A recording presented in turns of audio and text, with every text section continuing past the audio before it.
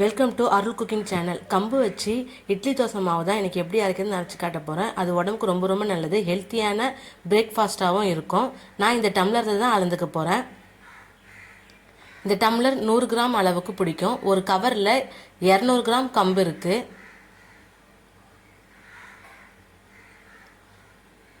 மொத்தமாக 3.5 டம்ளர் நான் எடுத்திருக்கேன், அதாவது 350 கிராம்.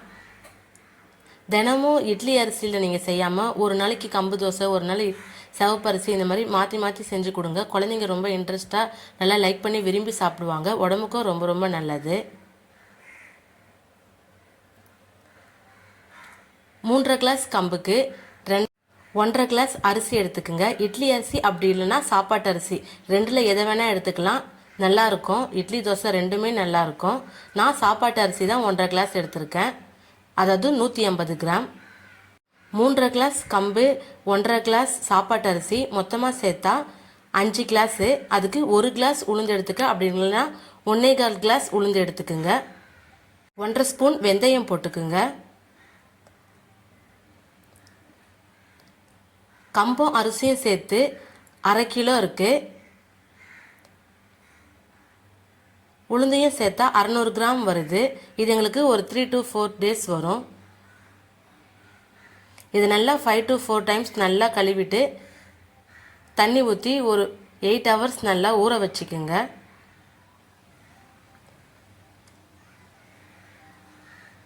எயிட் ஹவர்ஸ் ஆயிடுச்சு. இப்போ நல்லா இட்லி தோசைக்கு ஏற்ற மாதிரி மாவை அரைச்சிக்கலாம். மாவை நல்லா அரைச்சாச்சு. தேவையான அளவு உப்பு போட்டுக்கணும். நான் 1.5 ஸ்பூன் அளவுக்கு உப்பு போட்டுக்கிறேன். நல்லா கரண்டியை வச்சு பீட் பண்ணிக்கணும். மாவை நல்லா கரண்டியில் மிக்ஸ் பண்ணிவிட்டு 4 to 3 ஹவர்ஸ் வெளியில் வச்சுக்கோங்க. அதுக்கப்புறமா ஃப்ரிட்ஜில் ஓவர் நைட் வச்சுட்டு மறுநாள் எடுத்துக்கலாம். வெயிலில் ரொம்ப நேரம் மாவை வெளியே வைக்க வேணாம், மாவு ரொம்ப புளிச்சிடும். 1 டேஸ்னால் ஓகே, ஆனால் ஒரு 2 டேஸ் 3 டேஸ் வச்சு யூஸ் பண்ணுறதா இருந்தால் 3 to 4 ஹவர்ஸ் கரெக்டாக இருக்கும். மாவு நல்லா மறுநாள் புளிச்சிடுச்சு பாருங்கள். இப்போ மாவை நல்லா மிக்ஸ் பண்ணிக்கலாம் கரண்டியில்.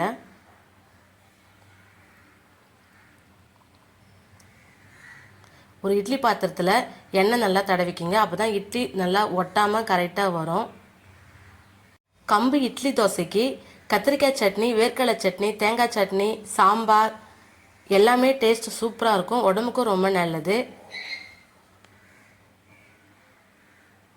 இட்லி ஊற்றிக்கலாம்.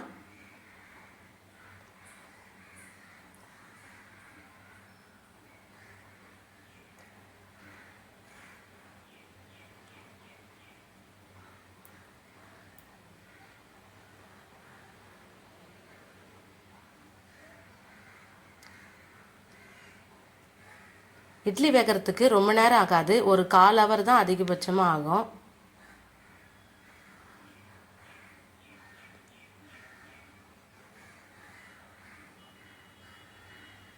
இட்லி நல்லா சூப்பராக வெந்திருக்கு. ஸ்டவ் ஆஃப் பண்ணிவிட்டு இறக்கி இட்லி ஆற வச்சு எடுத்துக்கலாம்.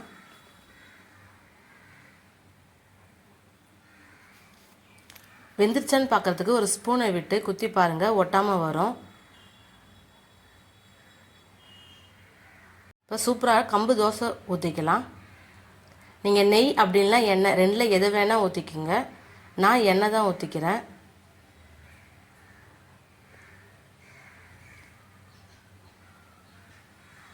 திருப்பி போட்டு எடுத்துக்கலாம். இதேமாரி அடுத்த தோசையும் ஊற்றிக்கலாம். நீங்களும் இதே மாதிரி உங்கள் வீட்டில் குழந்தைங்களுக்கு செஞ்சு கொடுங்க. குழந்தைங்க பெரியவங்க எல்லாருமே சாப்பிட்லாம், உடம்புக்கும் ரொம்ப ரொம்ப நல்லது.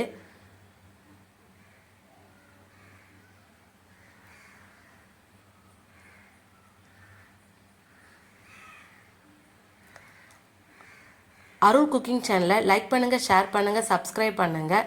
தேங்க்யூ ஃபார் வாட்சிங்.